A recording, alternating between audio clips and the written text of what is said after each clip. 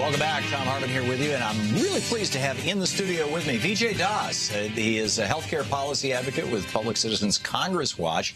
Citizens.org/Congress is the URL, and you can tweet him at Vijay Das, VIJDAS. Right? At Vijdas, yeah. At Vijdas. Yeah. Okay. Vijay, welcome to the program. Hi. And you guys just came out with this amazing new report. It's titled Shedding Light on Healthcare Prices, Patient Perspectives on Healthcare Price Transparency Efforts. I'm assuming people can find this at citizen.org/Congress. Yep. Okay, tell us about it. Well, I came to this issue because I noticed that folks are complaining about rising out-of-pocket costs, and that's true. I think Kaiser Family Foundation did a study where deductibles are rising at close to 3 times as much as premiums since 2010 and 7 times as much as wages. And then I also learned that the ACA doesn't cover everybody, right? So we have 30 million folks who are exposed directly to healthcare costs. And then part of this came about because I was really fascinated what the follow-up with Stephen Brill's Bitter Pill book. And so what we went about doing is we just did, what are states doing to respond to this effort? And they are actually doing something. They're trying to make healthcare prices more available for both researchers and also consumers. And so this report comes out of that. And what we have found is some startling results, some expected results, and some unfortunate results for consumers. Okay, and what are those results? Well, basically, close to 20 states for the last 2 decades. So as we know, out-of-pocket costs for patients have been rising considerably, not just well after the ACA, but well before. And about 20 states have passed laws and are building ways to track healthcare payments so that they can make it useful for consumers. And so states are sort of varied in how they're going about developing these. And within those 20 states, 6 of them have actually gone ahead and made consumer-friendly websites.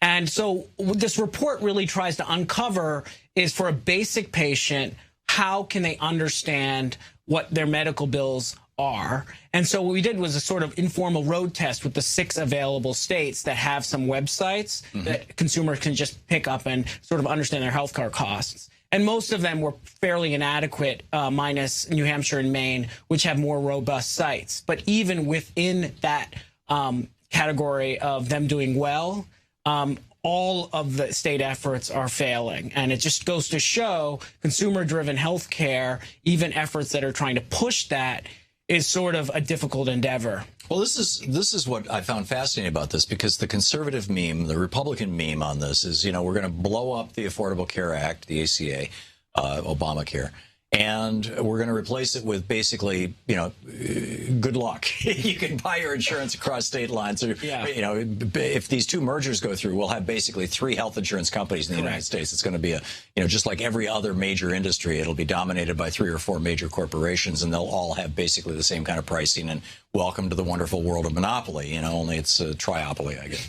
But the sales pitch is that it's a good thing if we don't have a national health care program. It's a good thing if people, because consumers should shop. They should have some skin in the game. They should, after you have that heart attack, before you go to the hospital, you should call around to the various hospitals and find out what they charge for, heart procedures and things, while you're waiting for the ambulance to arrive.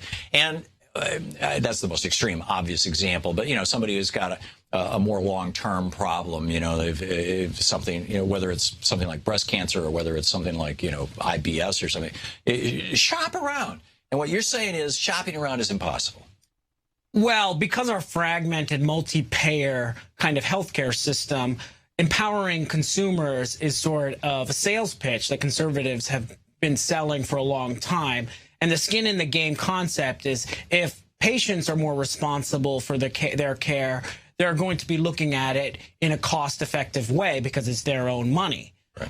What has been found is healthcare doesn't work like that, and particularly because insurance companies are actually, we have so many of them, that the bargaining power is actually tilted in some cases towards the hospital groups. And the hospital groups, in this case, can fleece patients because they have market power.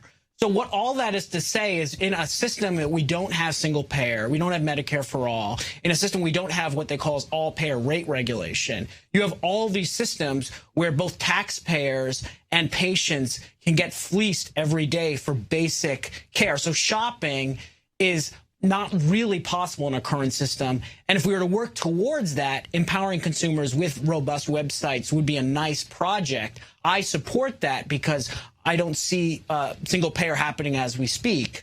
But because we're living within this imperfect system, shopping as it stands and as this report uncovers is an impossible task. And it really, when we were able to, what the great thing about this report is it shows some benefits of price transparency efforts, because when you look at certain procedures where we were able to actually capture cost estimates, we found huge variance, particularly for vulnerable populations, and namely the uninsured, because they don't have insurance companies bargaining down prices for them. So they're exposed to costs that basically hospitals have all the world and all the power in the world to dictate. Can you give us an example of that? So in Colorado, mind you, it was very difficult to find costs, and it was very difficult to find these cost estimates for consumers. But in Colorado, on the state website. Correct, on their state consumer website, which is it's not very user friendly, but it's something. Right. What we found was for basically a knee surgery, the prices could vary for an uninsured patient from $50K to over $102,000. So that's a huge variance, and of course, they don't have any kind of protection to be able to take care of their health. And so that, of course, cost is the barrier, and America rations care every day on cost, and this is just an example of that. How do we compare in this regard with other countries? Let's take Canada. I mean, they're right next door to us. Correct. So because of how the system works, they don't have a for-profit insurance system the way we do. They don't have as many payers, which is the most important part here. Right. They have a single-payer system, which creates a monopsony effect for the government. So the government has more bargaining power to get a better deal for patients because they're the only game in town. Do they also have sort of the equivalent of the Sherman Antitrust Act for hospitals? So because it sounds to me like the hospital groups are starting to merge and becoming, another giant force.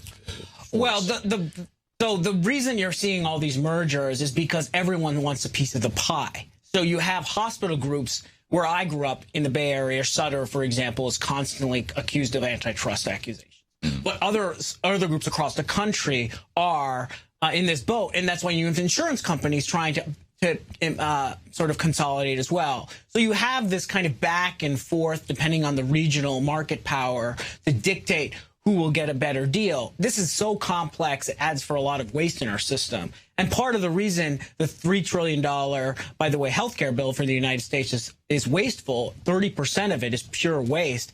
It has to do with the fact we don't have a single payer program. It has to do with the fact that a lot of administrative costs bloat our system. But it also has to do with the fact that there's a lot of inflation when it comes to medical cost procedures, the medical cost for procedures, and also drug inflation. So that 30% in the little less than a minute we have left here, that 30% is basically the money that is being skimmed off the top by the banksters who call themselves health insurance companies. These people never give a vaccine. They don't do surgery. They just handle money. Aren't they just banksters? Correct. But I would argue that the hospitals in this system have oftentimes more market power. One of the problems of American healthcare is the insurers are actually too weak. And because we don't have a single-payer system, the bargaining power is shifted oftentimes for hospitals to exploit people. Another strong argument for single-payer healthcare. Correct. Yeah. Vijay Das, a healthcare policy advocate with Public Citizens Congress Watch. Citizen.org/Congress is the website. Vijay, thanks so much for being with us today. Thank you. It's great to have you in the studio. We'll be back 15 minutes past the hour. Stick around. To watch more clips from our programs, hit the Watch More Videos button over here. And please be sure to hit the handy-dandy subscribe button so you'll always be up to date. Tag, you're it.